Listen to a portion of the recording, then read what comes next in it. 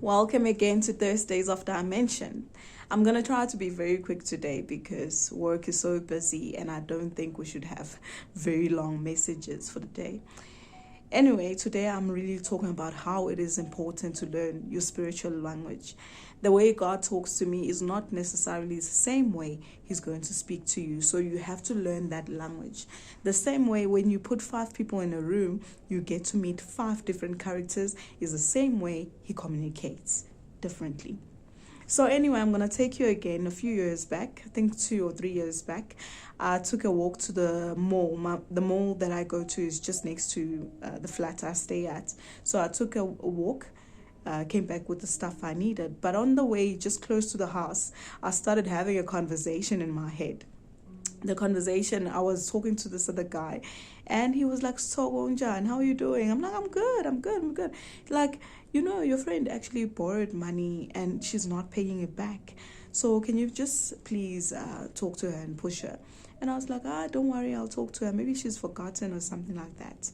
And then before I could even finish the conversation in my head, I said, so stop these things. Because you know how, guys, I get so stuck in my mind.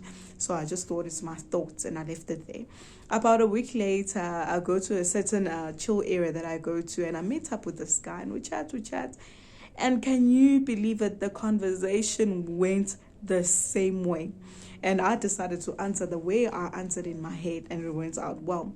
It would have been a better case if my friend had told me that he borrowed money from the guy, but she only told me later after I had that encounter in my head, or should I say in my spirit. So that for me was quite fascinating because I was at that point where I thought I knew how God speaks to me. I was all about He speaks to me symbolically. So now that He's just causing conversations to happen that are going to happen in the future, that freaked me out. So anyway, so it's very important to learn the language, and also that teaches you just to learn to discern when it's your thoughts and when it's the Spirit speaking. But that is the hardest thing to do. It's a journey. I'm still learning. The second occurrence, I just decided to coil this in because this one is symbolical. So New Year's Eve of 2017, when we were going to 2017, I visited a friend. I couldn't go home, so I said, let me be with my friend. So she had this beautiful house where at the top there's an open area. So as soon as we said Happy New Year, I just decided, let me go and pray upstairs. And the lovely thing, it was a full moon, and you guys know how I love the moon. So I was standing there singing songs of praise, and I started praying, and it was all about gratitude and thanksgiving and asking God to protect my family and those around me, So I prayed, and I decided, it's enough now, let me go and sleep. As soon as I laid my head down, guys, I was not even sleeping. I literally saw a long, big cross right in before my eyes. And it's hard to make you understand how a vision is if you've never seen it. So it's like you can see your surroundings, but suddenly something, bam, I would say it's even a millisecond, but it imprints itself in your vision. Like, what's that? I'm like, Lord, I don't know what's that. Why am I seeing a cross? But before I could even digest that, I see, bam, another one. But the second one was smaller. I said, then you're going to have to teach me. So much that lately I don't even stress about things I see because He always shows me what it meant. Then I learned the language, So anyway, the same year,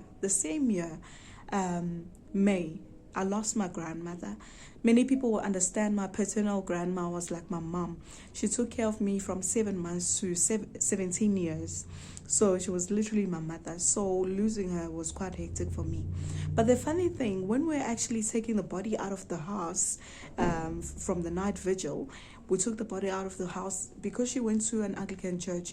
They had to do a procession. So the guy at the front was carrying a very big, long cross. That was the same as the cross I saw in a vision. Even the surroundings were the same. I said, this cannot be a coincidence. And He made it on purpose because I was praying for protection of my family. So it was a way of Him just answering, just prepare yourself for this. And the smaller cross came later on just to show me somebody else was going to die the same year. But the bigger one had to be a bigger one because she was very dear to my heart. So from then on, I learned, if I see a vision, if it's a cross, it's death.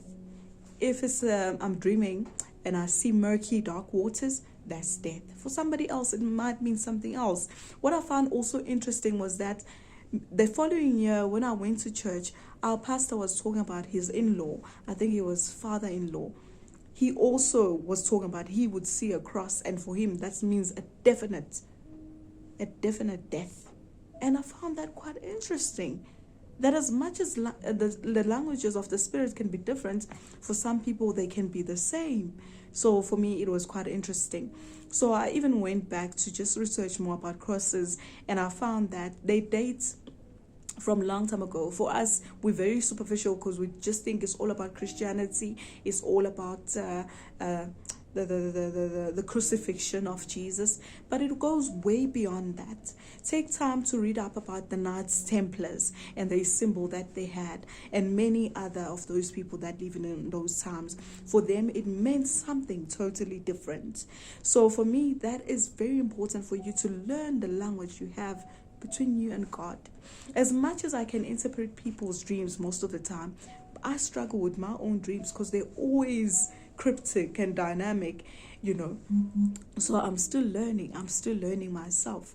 So I'm here to stress to you that learn your language, learn your spiritual language, because when you leave this vehicle, which is your body, when you leave it behind, the journey goes on. The spiritual journey doesn't stop here. So prepare the spiritual body for what is yet to come. Guys, we're sitting on 6 minutes. I can't go any further. Let's look forward to next week on Thursdays of Dimensions.